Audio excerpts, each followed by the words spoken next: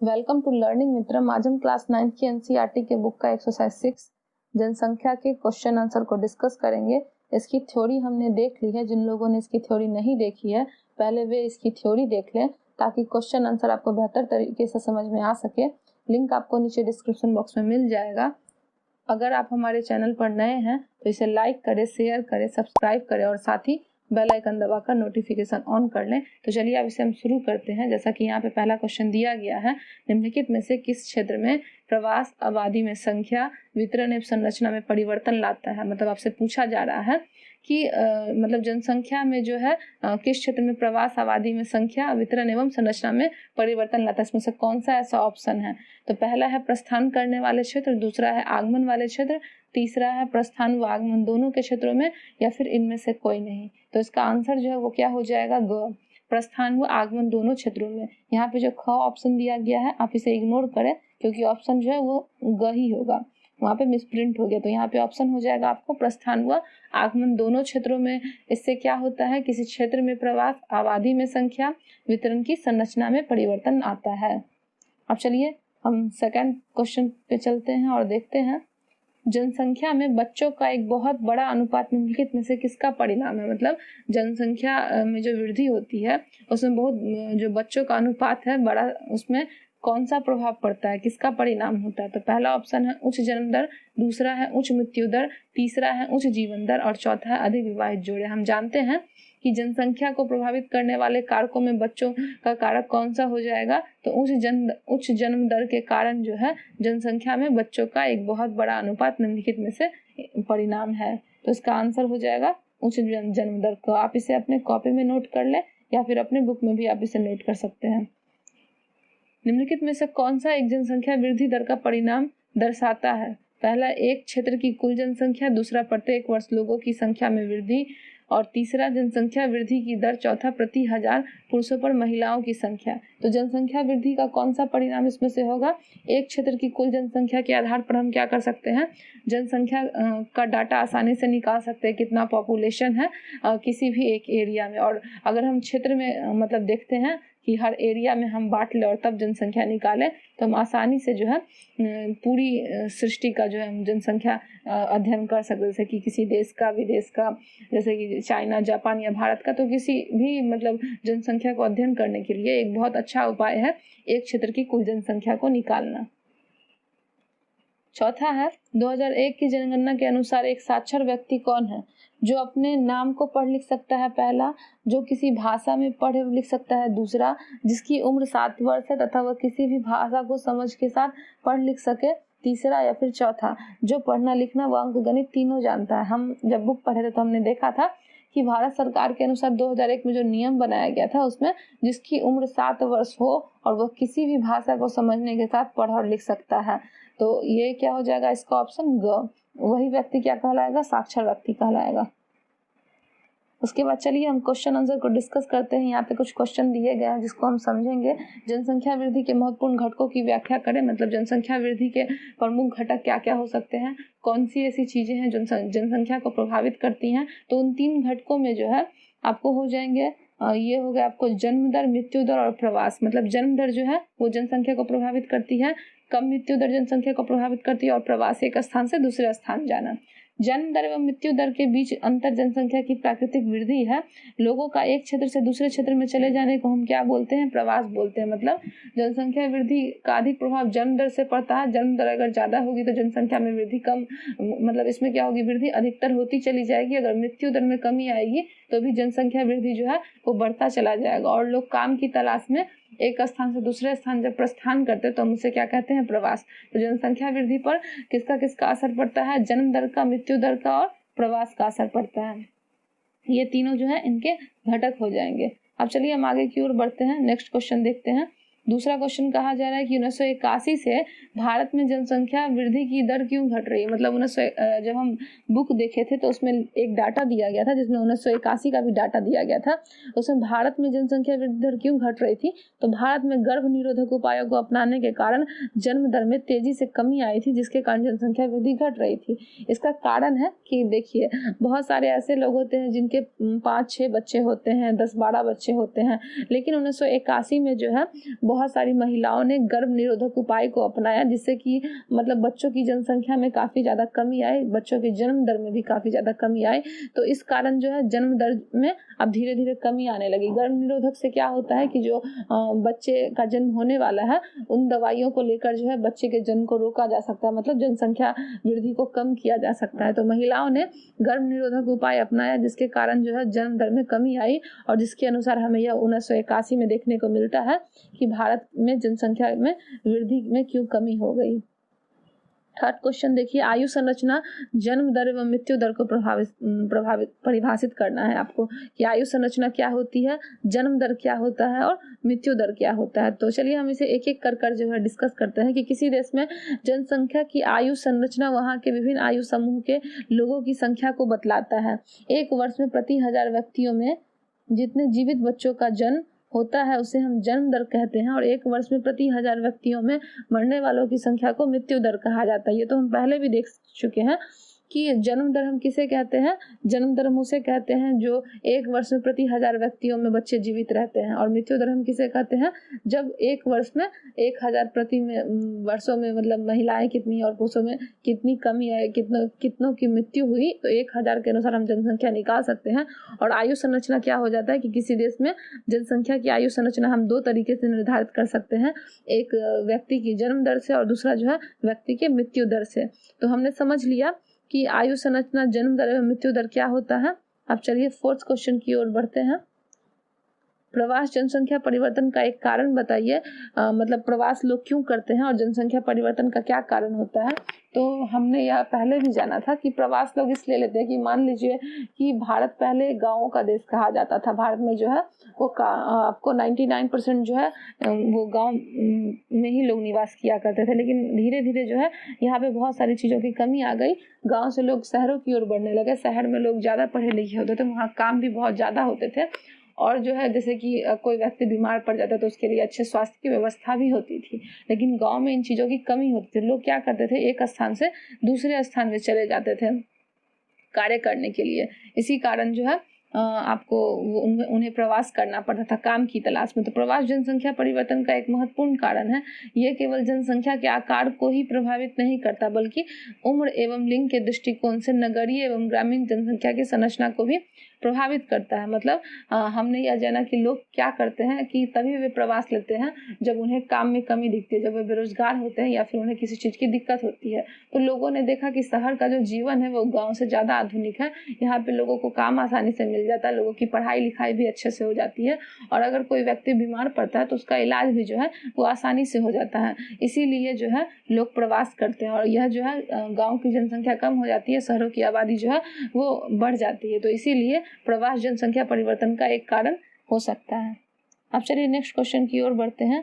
जनसंख्या वृद्धि एवं जनसंख्या परिवर्तन के बीच आपको अंतर स्पष्ट करना है कि जनसंख्या वृद्धि क्या होती है और जनसंख्या परिवर्तन क्या होता है। जनसंख्या वृद्धि, इसका अर्थ है किसी विशेष समय अंतराल में किसी देश राज्य के निवासियों की संख्या में परिवर्तन। मतलब जनसंख्या वृद्धि से क्या अर्थ होता है कि किसी विशेष समय के अंतराल में, मतलब एक खास समय में देश के राज्य और निवासियों की संख्या में परिवर्तन होता है। जनसंख्या परिवर्तन क्या होता है, यह किसी विशेष समय अवधि के दौरान वितरण, संरचना और आबादी के आकार में परिवर्तन को दर्शाता है। मतलब आप जनसंख्या वृद्धि से ले लीजिए व्यक्ति के जन्म दर को, और जनसंख्या परिवर्तन से ले लीजिए कि अगर कोई व्यक्ति गांव में निवास कर रहा था और वो शहर की ओर परिवर्तन कर लेता है तो इसे हम क्या कहते हैं, जनसंख्या परिवर्तन कहते हैं। दूसरा है जनसंख्या वृद्धि को प्रभावित करने वाले प्रमुख घटक है जनसंख्या में प्राकृतिक वृद्धि तथा अप्रवास। मतलब लोग क्या करते हैं, इसमें अप्राकृतिक तरीके से जब वृद्धि होने लगती है, बहुत सारे जो माता पिता हैं उनके 5-6 बच्चे या 8-9 बच्चे भी होते हैं, तो ये क्या होता है, प्राकृतिक वृद्धि होती है। लोग क्या करते हैं, इसे रोकने का कार्य नहीं करते। वे ये नहीं समझते हैं कि ज़्यादा जनसंख्या अगर वृद्धि होगी, हमारे परिवार में भी अगर कोई सदस्य बढ़ता है तो हम उसका पालन पोषण सही तरीके से नहीं कर पाएंगे। तो जनसंख्या वृद्धि को कौन सा कारक प्रभावित करता है, जनसंख्या में प्राकृतिक वृद्धि और अप्रवास का तरीका, एक स्थान से दूसरे स्थान जाना। और जनसंख्या परिवर्तन में है, जनसंख्या परिवर्तन को प्रभावित करने वाले प्रमुख घटक है जनसंख्या में प्राकृतिक वृद्धि तथा अप्रवास। इन दोनों में जो है आपको लगभग समान अंतर ही लग रहा होगा, बस थोड़ा थोड़ा सा का दोनों में अंतर है, बात जो है वो दोनों जनसंख्या वृद्धि की ही है। चलिए अब हमसे देखते हैं नेक्स्ट क्वेश्चन की ओर बढ़ते हैं कि व्यावसायिक संरचना और विकास के बीच क्या संबंध है। किसी भी देश का विकास उसके आबादी की व्यावसायिक संरचना से संबंधित होता है। विकासशील देशों में प्राथमिक क्रियाकलाप कृषि, पशुपालन, वानिकी, मछली पालन में कार्यरत लोगों का अनुपात अधिक होता है, जबकि विकसित देशों में द्वितीयक एवं तृतीयक क्रियाकलाप, उद्योग, भवन, विनिर्माण कार्य एवं परिवहन, संचार, वाणिज्य, प्रशासन, सेवाएं आदि में कार्य करने वाले लोगों की संख्या का अनुपात अधिक होता है। मतलब व्यावसायिक संरचना और विकास के बीच क्या संबंध है कि मान लीजिए कोई देश विकसित है और कोई देश विकासशील है, तो विकासशील अगर कहने का अर्थ है तो मतलब उसका विकास धीरे धीरे हो रहा है, अभी वो विकसित पूर्ण तरीके से नहीं। जैसे आप भारत का एग्जाम्पल ले लें तो यहाँ पे क्या होता है कि लोग प्राथमिक चीज़ों पर ज़्यादा निर्भर होते हैं। प्राथमिक चीज़ों के बारे में हमने पढ़ा था कि वो क्या होता है जो हमें प्रकृति से मिलती है, यानी कि यहाँ के लोग जो है वो ज़्यादा कृषि पर निर्भर है। लेकिन जो विकसित देश होते हैं वहाँ पर लोग क्या करते हैं, प्राथमिक क्षेत्रों पर तो निर्भर रहते ही हैं, लेकिन द्वितीयक और तृतीयक क्षेत्रों में भी कार्य करते हैं। हमने द्वितीयक और तृतीयक क्षेत्र के बारे में जाना था और प्राथमिक क्षेत्र के बारे में भी जाना था। चलिए एक बार और उसे समझा लेते हैं कि प्राथमिक क्षेत्र क्या होता है, जो हमें प्रकृति से चीज़ें मिलती हैं, जैसे कि प्रकृति से जो भी हमने पाया उसे हम किसके अंतर्गत रखेंगे, प्राथमिक समूह के अंतर्गत। द्वितीय क्षेत्र क्या कहलाएंगे, जो हम प्राथमिक क्षेत्र से प्राप्त करके उसका उपयोग करते हैं। मान लीजिए कि हमने खेती की और उससे धान या अन्न उपजाया, उनको हम मार्केट में ले जाकर बेच रहे हैं, तो वो क्या कहलाएगा, वो आपको द्वितीय क्षेत्र कहलाएगा। तृतीय क्षेत्र हम उसको बोलेंगे कि मान लीजिए एग्जाम्पल से कि हमने सीमेंट, बालू, गिट्टी ये सब प्राकृतिक चीज़ों से प्राप्त किया। उसके बाद जो है हमने द्वितीय क्षेत्रों में बड़ी बड़ी बिल्डिंगें बनाई, और तृतीय क्षेत्रों में जो बच्चे इनसे प्राप्त करते हैं जिसे हम सेवा क्षेत्र कहते हैं, तो आप बच्चे इसमें पढ़ रहे हैं और जो है योग्यता हासिल कर रहे हैं, तो वो क्या हो जाएगा, तृतीय क्षेत्र। तो प्राथमिक, द्वितीय और तृतीय क्षेत्र के बारे में हमने जाना था। प्राथमिक क्षेत्र में वैसे देश आते हैं जो विकासशील होते हैं, और द्वितीय और तृतीय क्षेत्र में वैसे ज़्यादा लोग काम करते हैं जो पूर्ण तरीके से विकसित देश है। मतलब हम इस आधार पर कह सकते हैं कि जिस क्षेत्र में द्वितीय और तृतीय क्षेत्र में लोग ज़्यादा लगे हुए हैं वो विकसित देश है, और जहाँ पे प्राथमिक क्षेत्रों में ही बहुत सारे लोग लगे हैं वो क्या है, विकासशील देश है। हमने इसे समझ लिया। अब नेक्स्ट क्वेश्चन की ओर बढ़ते हैं। जनसंख्या, स्वस्थ जनसंख्या कैसे लाभकारी है, मतलब स्वस्थ जनसंख्या कैसे लाभकारी है समझेंगे। जनसंख्या तो हमने जाना अधिक जनसंख्या हानिकारक होती है, तो हम स्वस्थ जनसंख्या के बारे में पढ़ेंगे। स्वस्थ जनसंख्या के निम्नलिखित लाभ है। एक, अस्वस्थ व्यक्ति की तुलना में स्वस्थ व्यक्ति बहुत अधिक कुशल और उत्पादक होता है। मतलब अगर कोई व्यक्ति अनहेल्दी है तो वो क्या करेगा, अच्छे तरीके से काम नहीं कर पाएगा, इसलिए एक स्वस्थ व्यक्ति होना जो है वो आवश्यक होता है, और वो अपने काम को भी अच्छे तरीके से कर पाएगा, नहीं तो अस्वस्थ व्यक्ति जो है वो ठीक से कार्य नहीं कर पाएगा। तो स्वास्थ्य का असर जो है वो जनसंख्या पर पूरा पड़ता है। एक स्वस्थ व्यक्ति अपनी क्षमताओं को पहचानने में काबिल होता है तथा सामाजिक और राष्ट्रीय विकास में महत्वपूर्ण भूमिका निभाता है। अगर कोई व्यक्ति स्वस्थ है तो वो आसानी से कार्य कर सकेगा। जैसे महात्मा गांधी भी कहा करते थे कि स्वस्थ शरीर में ही स्वस्थ मस्तिष्क का विकास होता है, तो अगर स्वस्थ शरीर रहेगा तो हम आसानी से कोई भी कार्य कर पाएंगे। तीसरा ऑप्शन है, स्वस्थ कर्मचारियों की अनुपस्थिति कम होती है। मतलब जो पूर्ण तरीके से स्वस्थ होते हैं उनकी जनसंख्या भी कम पाई जाती है, क्योंकि बहुत सारे लोग को ठीक से खाना नहीं मिल पाता है गरीबी के कारण। अत्यधिक जनसंख्या वृद्धि के कारण तो हम जानते ही हैं कि सारा कुछ जो है लोगों को मिलना संभव नहीं है। हमने पृथ्वी की तुलना एक रोटी से की थी कि मान लीजिए कि पृथ्वी का आकार बढ़ता नहीं है, अगर जनसंख्या का आकार दिन प्रतिदिन बढ़ता है तो हमें इसी पृथ्वी में से बंटवारा करना पड़ेगा, इसी मतलब संसाधनों में से बंटवारा करना पड़ेगा, और संसाधन कम है उनमें किसी भी तरीके की वृद्धि नहीं होगी।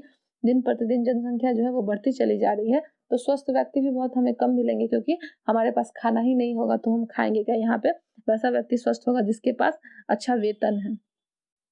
तो स्वस्थ कर्मचारियों की अनुपस्थिति क्या होती है, कम होती है। हमने जाना कि स्वस्थ जनसंख्या जो है हमारे लिए कैसे लाभकारक है। अब हम चलेंगे नेक्स्ट क्वेश्चन की ओर। 6 नंबर, राष्ट्रीय जनसंख्या की नीति की मुख्य विशेषता क्या है। तो राष्ट्रीय जनसंख्या की नीति की मुख्य विशेषता जो सरकार के द्वारा बनाई गई है वो 14 वर्ष से कम आयु के बच्चों को निःशुल्क शिक्षा प्रदान करना। मतलब जो भी बच्चे 14 साल से कम के हैं उन्हें सरकारी स्कूलों में जो शिक्षा दी जाती है वो मुफ्त दी जानी चाहिए। शिशु मृत्यु दर को प्रति 1000 में से 30 से कम करना। मतलब किस कारण जो शिशु मृत्यु दर हो रही है तो उसमें क्या करना, जांच करना, उसमें सुधार करना और इसे कम करना। व्यापक स्तर पर टीका रोधी बीमारियों से बच्चों को छुटकारा दिलाना। बच्चों को बचपन में ही बहुत सारे टीके देना ताकि उन्हें पोलियो या टाइफाइड या और जैसी बीमारी जो है वो उन्हें नहीं हो।